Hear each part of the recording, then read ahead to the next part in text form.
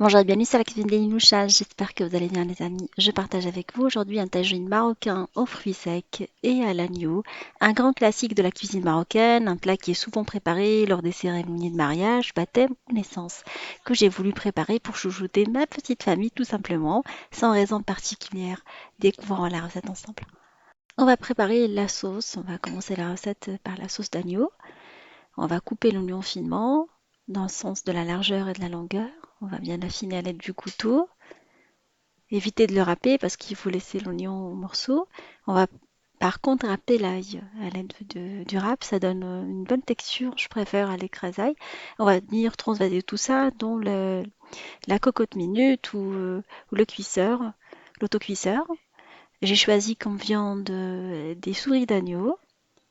Vous pouvez l'utiliser avec du gigot ou de la viande d'agneau de votre choix. Quand on est trois personnes, je trouve que les souris d'agneau, c'est une souris par personne.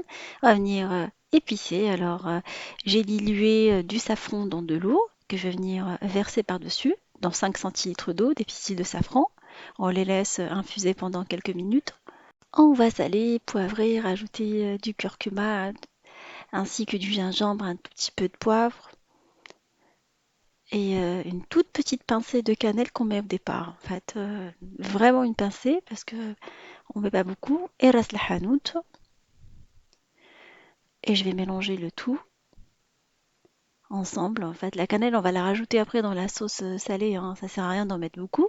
Vous mettez de l'huile, alors l'huile de table tout simplement, et pas de l'huile d'olive, et on va venir malaxer les souris d'agneau avec cette préparation. Vous pouvez les faire mariner pendant une nuit complète, voire même 2 heures, ou procéder à la cuisson tout de suite. Mais plus vous les marinez, plus vous avez un rendu meilleur.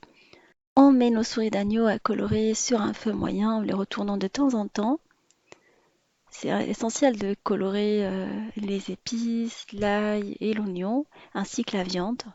C'est ce qui va former le sucre de la viande, il va donner un super rendu après. N'hésitez pas à les retourner pendant la cuisson sur tous les côtés. Comme ça, elles vont bien colorer. Alors, je les laisse colorer pendant une dizaine de minutes. Après la coloration de la viande, on va venir verser de l'eau. Alors, je mets de l'eau froide exprès parce que c'est ce qui va garantir une viande goûteuse. Si vous mettez de l'eau chaude, dans ce cas-là, vous allez avoir un bouillon riche et la viande elle va perdre ses saveurs. Alors, faites en sorte de ne pas laver la viande, en fait. Pendant que vous versez l'eau, vous la versez à côté. Vous fermez votre marmite sous pression et vous la laissez cuire à feu moyen pendant 45 minutes. Entre-temps, je vais faire gonfler mes fruits secs dans de l'eau froide dans laquelle je vais rajouter un petit sachet de thé. Ça donne un super rendu. C'est ma maman qui m'a dit ça. Je mets des pruneaux secs, des abricots secs ainsi que des raisins secs. Mettez les fruits secs que vous aimez. Vous pouvez rajouter des figues si vous souhaitez, des noyautés de préférence de bonne qualité et vous les laissez gonfler pendant les 45 minutes. Une fois la viande cuite, on va ouvrir notre marmite. On va vérifier la cuisson de la viande. S'il s'avère qu'elle n'est pas très cuite et c'est l'agneau, il est un peu vieux, vous rajoutez un tout petit peu de bouillon et vous la laissez cuire un tout petit peu de temps supplémentaire. Mais en général, l'agneau cuit rapidement. On va ôter les morceaux de viande de la marmite pour pouvoir préparer la sauce sucrée salée à base de fruits secs. Alors vous pouvez vous contenter de laisser la viande comme ça dans un premier temps ou la faire gratiner au four. Moi, je la préfère gratiner au four, mais ça c'est une étape facultative, hein. Tout le monde ne le fait pas de cette manière-là. À la maison, on aime bien. Alors on a une sauce bien onctueuse, ça c'est très important d'avoir une sauce bien onctueuse dans laquelle vous allez faire cuire vos fruits secs. On va venir verser les fruits secs égouttés dans une passoire.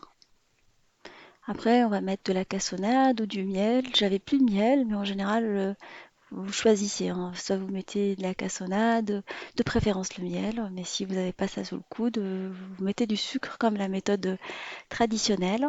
Mais bon, on n'en mange pas tout le temps, c'est un plat de fête, on peut se faire ça pour se faire chouchouter sa petite famille, hein. C'est pas un plat de tous les jours, hein. Moi, je le rappelle à chaque fois dans mes recettes parce que j'ai des remarques, c'est un peu gras, c'est un peu lourd, mais bon, de temps en temps, ça fait du bien de manger différemment. On va rajouter un peu de cannelle.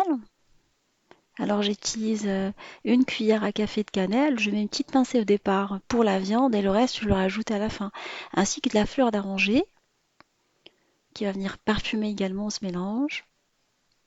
On va la remettre sur le feu et la laisser caraméliser à feu moyen pendant une petite dizaine de minutes. 15 minutes suffisant parce que la sauce à la base, elle est déjà onctueuse en fait. Et entre-temps, j'en profite pour faire gratiner pendant une petite dizaine de minutes également les souris d'agneau dans un four préchauffé en mode grill avec quelques noisettes de beurre. Et comme je vous ai dit, ça reste une étape facultative, mais nous on aime bien faire cette étape et pour la viande et pour le poulet. Ça, le rendu, il est vraiment excellent. Ça donne un petit aspect vraiment bien gratiné à la viande. N'hésitez pas à mélanger votre marmite pendant la cuisson des fruits secs, au risque que ça n'accroche parce qu'on a mis du sucre, du coup ils peuvent caraméliser très rapidement, vous retrouvez avec une confiture épaisse. J'en profite pour griller quelques amandes mondées, je les ai achetées déjà mondées dans un bazar oriental. On en trouve aussi dans les grandes surfaces. On va les faire griller en les mélangeant de temps en temps dans un petit filet d'huile de table. Vous pouvez le faire au four en même temps que la viande également.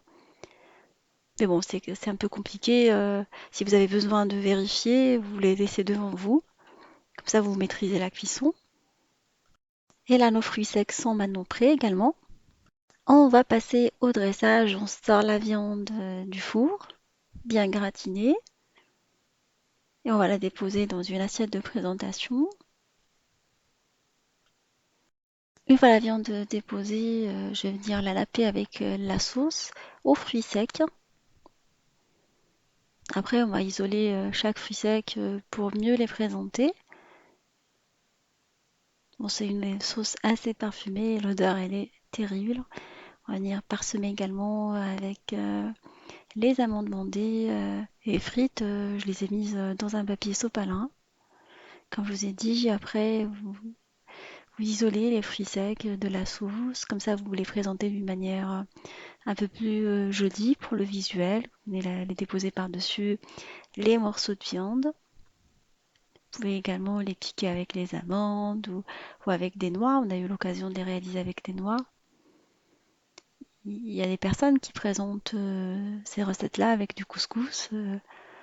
Sucré-salé également, c'est une alternative. Au pain qu'on présente à chaque fois avec ces recettes, moi je le préfère tout simplement à la fourchette. Je mange pas avec le pain.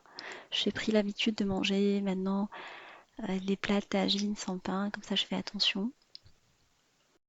Là, comme j'ai voulu vous détacher la viande avec les doigts, mais elle est encore chaude, du coup c'est compliqué, mais elle se détache très très facilement, elle est fondante. Le mode de cuisson à l'autocuisseur, il est vraiment très bien. Puis le petit passage pour les faire gratiner. Avec la fourchette, c'est encore plus facile. Voilà, ma recette de tagine d'agneau, fruits secs, sucré salé, est maintenant finie. J'espère qu'elle vous fera plaisir. Elle fera plaisir à vos familles. Je vous fais des gros bisous d'amour. Merci pour vos messages. Et on se dit comme d'habitude, on se retrouve sur la cuisine des Linoucha avec des nouvelles recettes, un nouveau voyage culinaire. Et à bientôt.